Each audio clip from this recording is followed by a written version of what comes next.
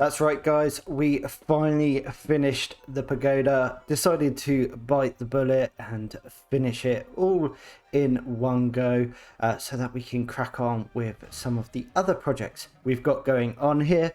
And I am absolutely loving it. I think it looks fantastic, and we need to say a huge shout out to ShepherdShaun, who built this pagoda originally, and then I've gone ahead and made some changes, but yeah, he did the hard work, so GG to him. And let's have a look at a few of the things that we've done. So typically on pagodas, each floor is slightly smaller as it goes up, so we have done that. So you can see from certain perspectives it gets slightly smaller by 2 blocks as we go up, which meant that we had to make some adjustments on the front. So let's just take a quick look around, and we can see on each floor we've made some small changes. So on this one we've got 2 either side of a central pillar. Up here we have the same thing, but we've actually made the doorway a little bit smaller. And then on this next floor we've then removed the pillar completely. We've also used some of the deep slate. The original build I think was in 116 or 115, so it was with wood, but I wanted to use some of the new deep slate. And as you can see, as we go up, the walls get slightly lighter as it goes up. So the top we've got sandstone and birch, down here is birch and spruce, then here we have the acacia and not spruce, oak I think. Down here, terracotta and acacia, and then just terracotta. And then that just gives us that awesome sort of gradation of blocks going all the way to the top. So it gets much lighter as we get up there. And I think that looks really cool.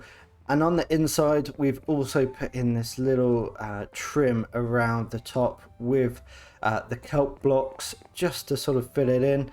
And we've got all the lighting in, so even though we're on a mushroom island, things are well lit and we can see what's going on. And I've started working on some designs and lanterns. Not 100% sure whether this is what I'm going to go for, but we're just playing around at the moment, just trying to make it look even better. Yeah.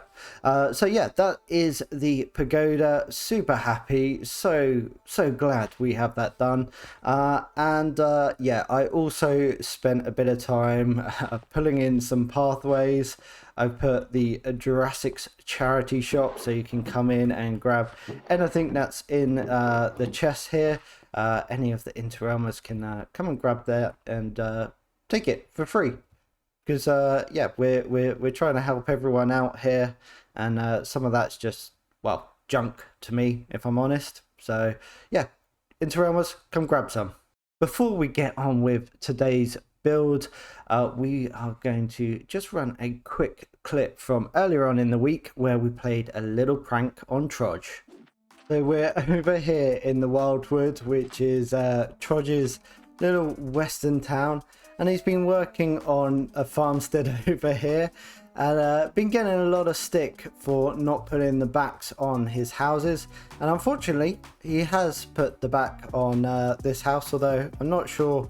Basically, it's got 4 walls, is what I'm trying to say. But it didn't have a roof, so I've grown him a roof. He seems to have a bit of a fungus infection, but at least it's dry inside. Yeah, definitely a lot of mushrooms popping up here, and he is just about to stream, so we'll hopefully catch him as he comes and checks out this place and see what he thinks, because I think it looks pretty good. We're on InterRealms tonight, guys. We are on InterRealms.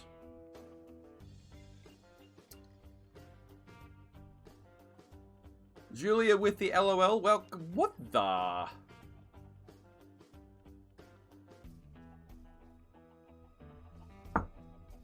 What the dickens? Giraffe? What is... Hang on. I gotta record this. Something's... I smell shenanigans. What is going on here? What the hell? Holy heck. What has he done? What has he done? He's put fungus all over my farmhouse. At least I have a roof. Look at him there. So smug. Fungal problem. You know, Jurassics, I know you can hear me. But, you know, if you've got a fungal problem that's spreading, you can get a cream for that these days. I'm just saying. Alright? I came to say hi. Now I have to go to... Oh, that's no good. Well, hopefully you get to... You can't even throw... Thanks. Is that the cream? Is that my cream? Milky cream? Would you... No, don't go there. I was going to say something about milk and cream. Let's... Whoa. Walk away from that one. So that was a good bit of fun. And after that, I decided I didn't have too much time to do some recording. So I headed over into the Nether to see if we could get some more wither skeleton skulls, so we can have 4 beacons on each corner of our pagoda, light up the night sky with those beacon beams. And well, I found something pretty interesting. This Nether Fortress is literally insane. We are 2 and 2, just like that. We got 2 out of 3 of the wither skeletons. This is insane. I think, yep, we're about to run out of fire resistance. Ow, that hurt. Right, let's get out of here. Let's regroup over in our little supply dump. Oh, crikey. Woo. Breathe. Okay, so we've been over here just over an hour and a half, and I'll show you a little bit of a clip of the Nether Fortress, and we have managed to get quite a lot of stuff. Wasn't too much in chests, but we got a few bits and some horse armor. But we have 20 wither skeleton skulls in an hour, which I think is absolutely insane. I don't think I've ever got that amount ever before. So yeah, this Nether Fortress looks like it is a double fortress. I've not really come across anything quite like it. The rooms are very close together, and the pathways, so, and the spawning rates are insane. Definitely seen 10 plus wither skeletons in a very small area, and I've not even slabbed any of it. Look at this place, it is crazy. I guess we should head home and see what we can do with these wither skulls. We now have enough wither skeleton skulls to have 7 withers, so I guess we better go and go kill some, and then we can put in some more of these beacon beams.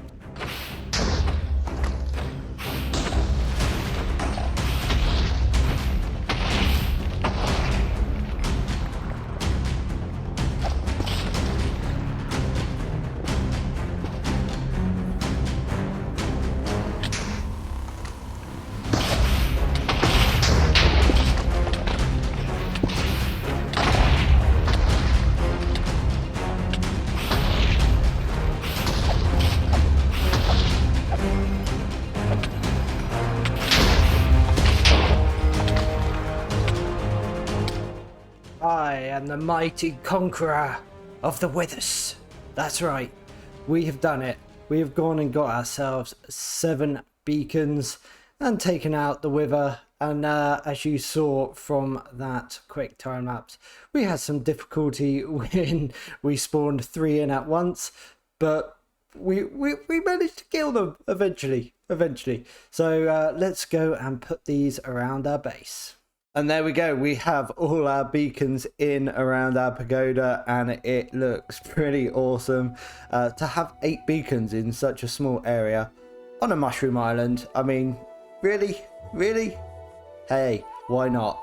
This looks pretty cool, and well, I think most of the other InterRealmers will be able to find my base pretty easy. But what we've got last to do is over over here we have a new building to go in, and I've sort of planned out a little bit of the spacing here. It's a build based off of Cortezarino. He's been doing some amazing Japanese style builds, and I really like his style. But we're going to make a few changes, of course, but this is where it's going to go. So I guess we better get on with it. Otherwise, yeah, we're just wasting time. Let's go.